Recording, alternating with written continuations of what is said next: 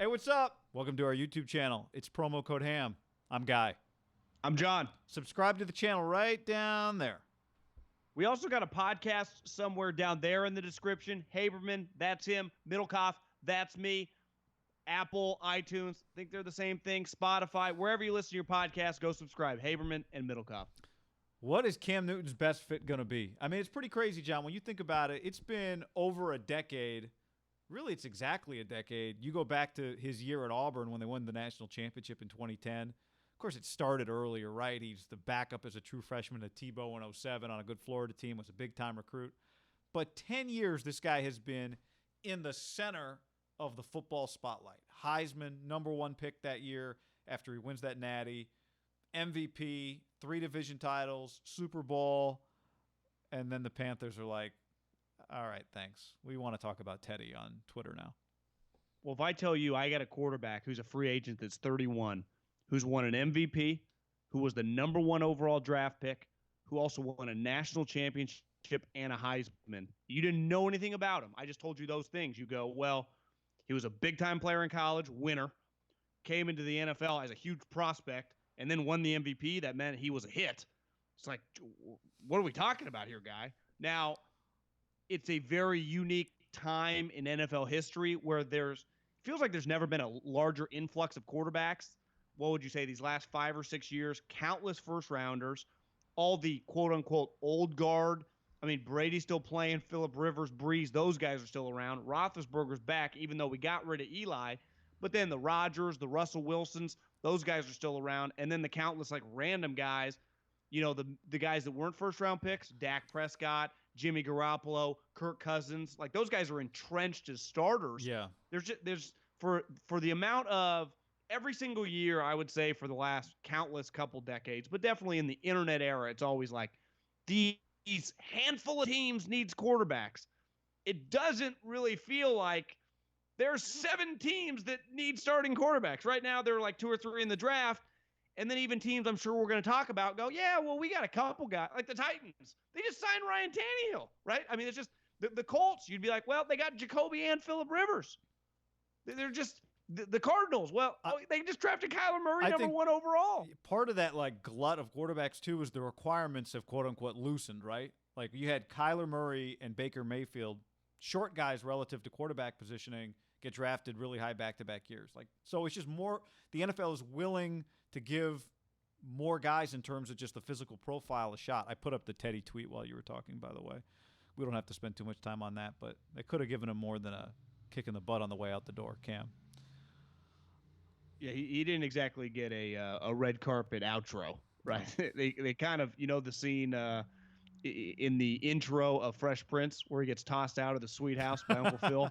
Yeah, it kind of feels how he got thrown out of this one. The way DJ Jazzy Jeff gets thrown out every time. Oh, it's DJ Jazzy Jeff. Yeah, he's always tossed out. Yeah. All right, your boy Louis Riddick, who you worked with in Philadelphia, tweeted this: "Watch the Chargers tape, see what they do conceptually, the players they have. Picture a healthy Cam Newton doing what they already do, in addition to incorporating what he brings as a mobile threat within reason. It seems to make a great deal of sense football-wise. Then you look at what FanDuel had as Cam Newton's odds for a destination. The Dolphins at +200, the Jags at +250, the Chargers at +350, then New England, Denver, Washington, Vegas, and the Pittsburgh Steelers. If you just sampled like Twitter the last few days, you would think the Chargers were the heavy favorites based on the way that everyone kind of talks about it. Do you buy that? Are the Chargers by far the best fit to you for Cam? Well, I think they're the one team in the NFL that is in the mix of potentially drafting a guy that you went, if they had a sweet quarterback in 2020, they could make serious hay in the playoffs. We wouldn't say that about Miami. We wouldn't say that about Cincinnati. We wouldn't say that about Carolina. We wouldn't say that about Jacksonville. I don't even think if I told you the Raiders had a Pro Bowl, if Derek had a Pro Bowl season, to me that doesn't guarantee they're in the playoffs. No, but they'd be, but they'd be that better. Would be different. Yeah, they would be. Yeah, that would be. It would be the one different relative to the previous teams. But I think when you look at their roster, it has blue chippers at countless positions, at key ones: pass rusher, corner, safety, wide receiver, tight end. I mean, guys that can just crush it. So if I told you that you're getting a good Cam Newton, you would be very bullish on them. The question right now, as we're sitting here early 2020, middle of Corona, how healthy is the guy? Because last year, he didn't just have an up and down season. Guy, he didn't make it through September. Didn't make it through September. I'll put up his stats. He played in 2 games, right? Yeah. And the year before he played in 14, he was 6-8 as the start of the year before that. And in 2017, he was 11-5 through 22 touchdowns and 16 picks. I mean, John. His stats in 18, not terrible. No. If you told me you're getting a good Cam Newton, then the Chargers wouldn't draft a quarterback. If you told me they don't know what they're getting, then maybe they still draft a quarterback at 6 or move up, whatever. But if you told me they're getting a good Cam Newton, they'd go, so we can draft another player, walk into this new stadium with the Rams, and have the second biggest star in L.A., all L.A. sports, LeBron then Cam? No, Kawhi would be right in there too, probably. Yeah, I mean, Cam Newton, you're right. I mean, you'd say L.A.'s a basketball town. I know. I always say Mike Trout, and people are like, that's not L.A. Like, okay.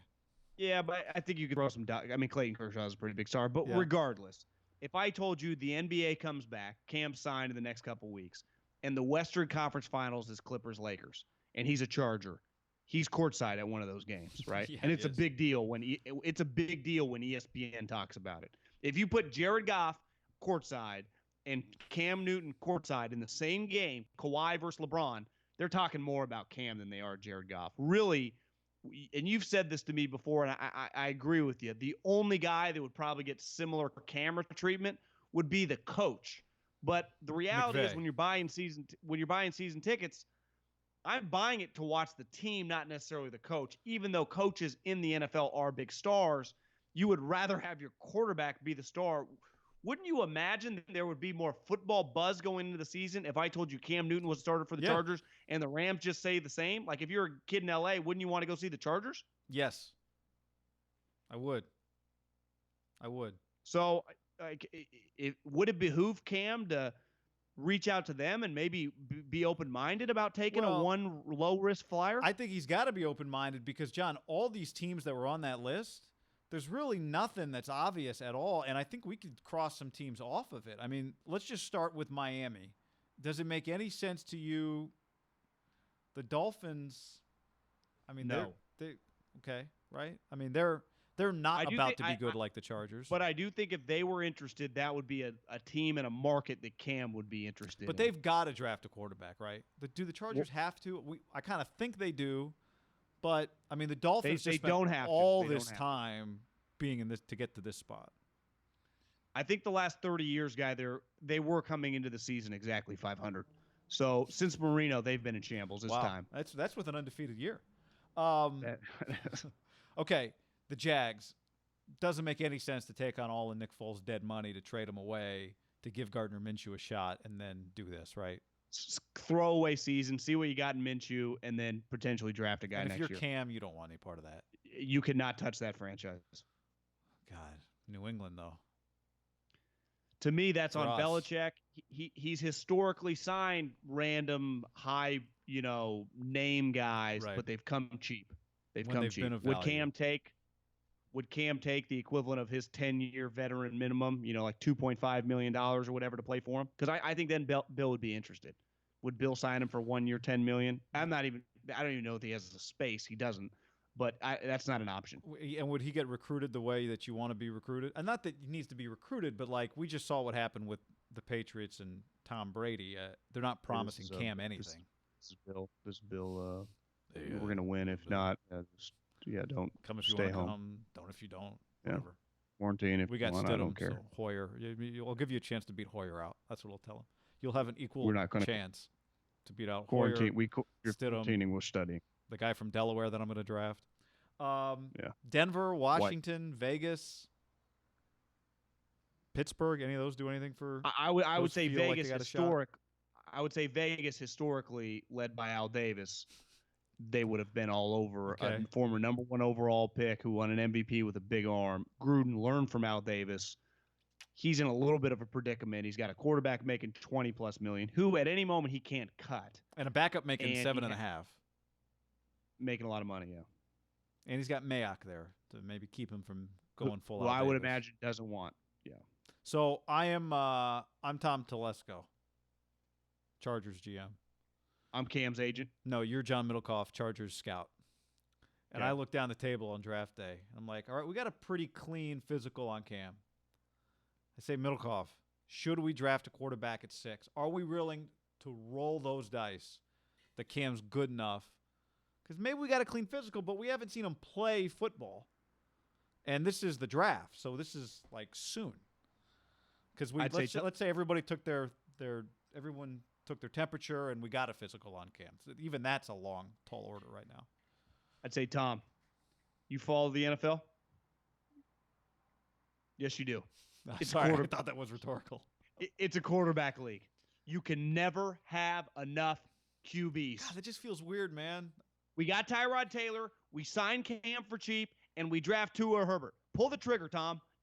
Tom, do you want to have this job for 10 more years, or do you want to be an assistant for the Minnesota Vikings or Jaguars in 2?